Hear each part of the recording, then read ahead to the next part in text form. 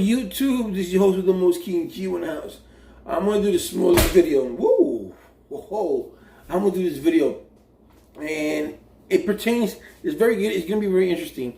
If you go and you eat outside. So before I go any further, if you have not subscribed to my channel, please do so. Hit that like button, smash that like button, hit the notification bell, and stay on my YouTube channel for a while, just so the algorithm could work out. Now, anyway, so here in North Carolina, Pizzeria Toro have decided, I don't know if other ones have decided, but they have decided to implement the 20% tax, 20% tip on your bill. Okay? They're saying that it's fair wages for the waiters, right? So in other words, no, now here you come, you get yourself a $40 bill, right? And you got to pay taxes, plus they're going to hit you with a 20% gratuity. Okay? Now the thing that, see, I'm a food and beverage manager. I've been doing food and beverage manager for over 20 years. I know the restaurant business inside out.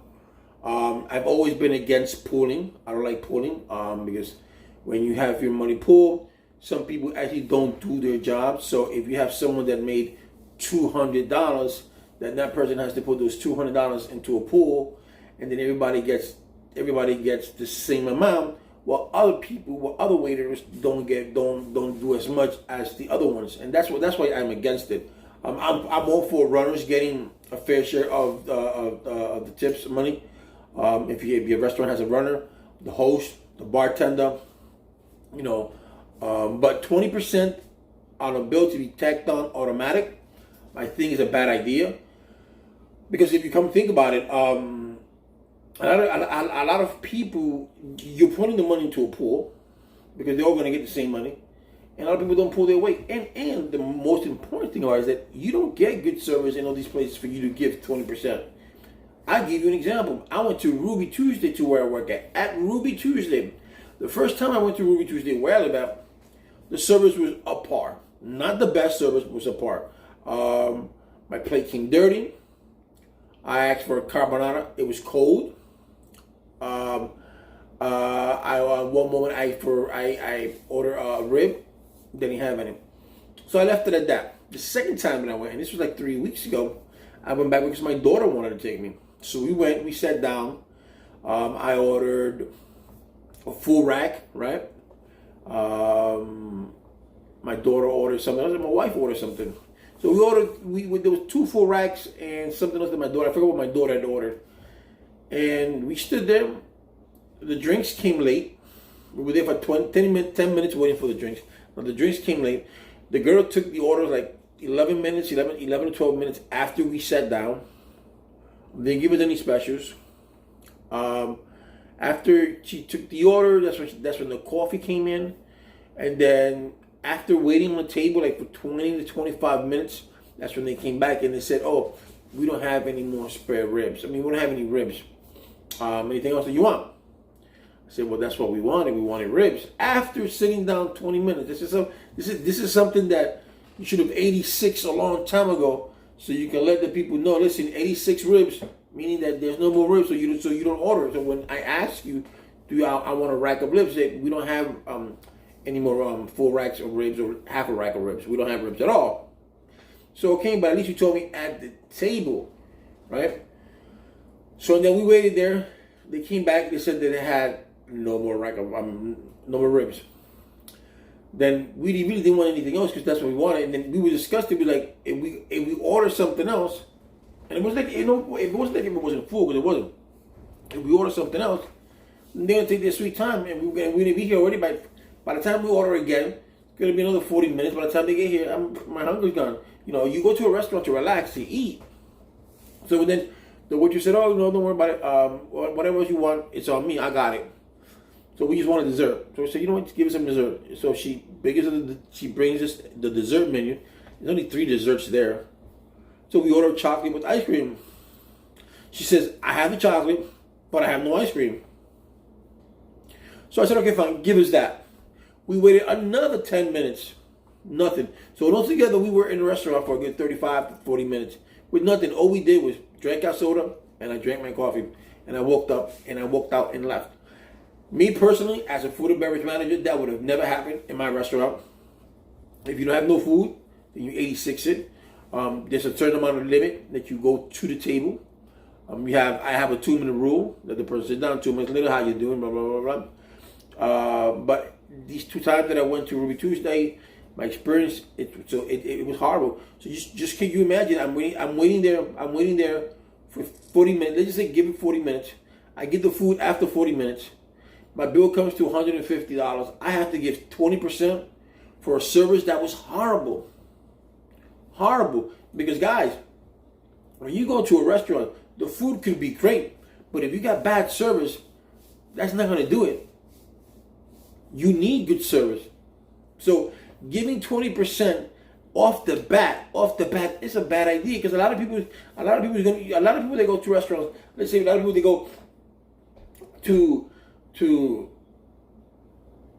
Olive Garden, or they go to Red Lobsters, or they go to all these little family Applebee's. They go to restaurants. They go because it's low budget, right? It's low budget, and you have a set amount, so you can go. You can say to yourself, okay, I got 2 for $20. I can spend this much. I have a little drink, and I got a little something. But then you have to put on top of that, you have to pay the taxes, plus you got to give 20% tip, right? So you got to give. Your bill comes out to $100. You got to give $20 tip plus the tax, so it comes out to $107. You got to give out $128, and then that $128 that doesn't go to that waitress or waiter, but that goes to the pool. So if you have five, so if you got five people, you made $200. I make $200. He makes $200. So we got 2 people that make $200 a piece, right? $200 a piece, right? And you pull their money. Everybody make $200 a piece. Everybody's not gonna go home with $200. Everybody say, you pull that money, you make $200 a piece, and you have to put it. You have to hit off your bartender, whatever it is, 5%. You have to hit your runner if the restaurant has a runner, right? And it's always good to tip also the host, because she's the one that's giving you the seats. So I don't know. You're looking at maybe you're sharing 30% of your tips, so you stay with 70. Got me? So if we got 5 people, right?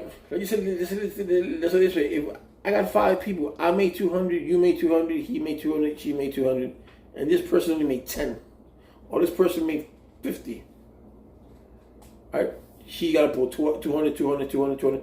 So you got to divide $850, right? Times 5. Means you're gonna get less money, he's gonna get less money, I wanna get money, and this one that only did $50 is gonna get more money because they're pulling. No, every tips should be done on a basis. Tips is not automatic. If you want people to get wages, pay them wages that they deserve to get paid. Pay them $15 an hour. Pay them $20 an hour. Okay, you're making money and good food. If you got good service, then if you got good service, giving a waiter $15 an hour, $20 an hour is nothing. It's nothing, because if you're smart enough, as a manager, what you want to turn around tables. So if you got a good restaurant and you turning tables in and out, I usually give the max 45 minutes. If every 45 minutes you could have a table turn, and you got good food and you got good service, paying a waiter $20 an hour, it's nothing. Nothing compared to what the restaurant is making. Nothing, because you got an influx of people coming in and out. So now you're gonna get stuck paying your money, and now $20 is gonna come off your bill. 20% is gonna come off the bill. When I was a waiter, I was getting paid $2.80 an hour, $2.80 plus my tips. But I was making good tips because I served my guests, I served my table, I took care of my table. I did add-ons. That's another thing. You do add-ons. I offered coffee. I offered cakes. I offered I offered appetizers before. Those add-ons to your tip. But that's your tip. Now you're gonna have to take 20%, and then you're gonna have to spread it around. No. The Pizzeria Toro wants to say, oh, we want to be transparent. So if you want to be transparent, pay those waiters and waitresses the money that they deserve. But just I think it's tacky that you tackle on 20% of gratuity, not 15, but 20% gratuity, because you decided to do so. A lot of people don't like giving tips.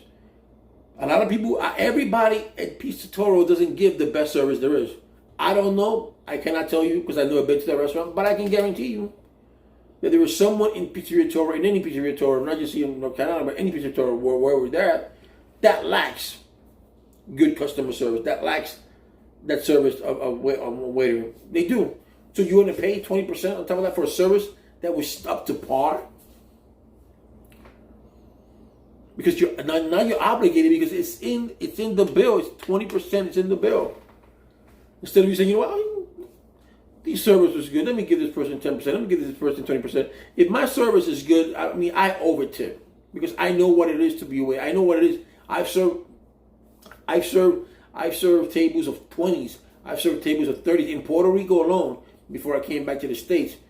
In Old San Juan, I was a waiter at an Italian restaurant. We were the only authentic Italian restaurant run by Italian owners. The chefs were Italian. One waiter was Italian. The rest we were all Puerto Rican. And I shit you not, we were Old San Juan, and we made between Friday, Saturday, and Sunday. We made between $200 and $250 a day. A day. We had no host. We sat ourselves. We did have a bartender. Okay, and we brought our own food. We cleaned our own food. We didn't have no bus. No, we did have a busboy.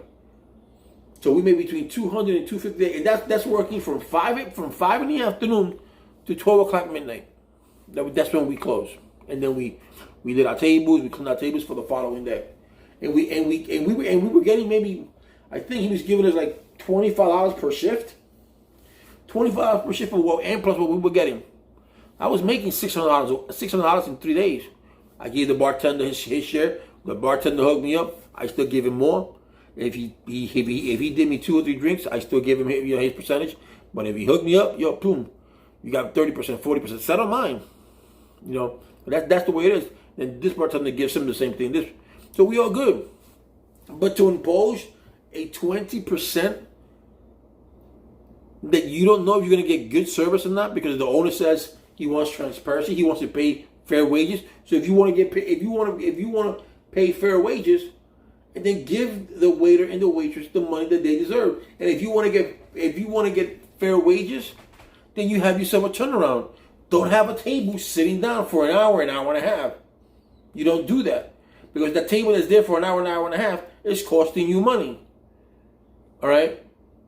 If you have a table for 40 minutes, you have a table for half an hour, let them get up, boom, and turn it around.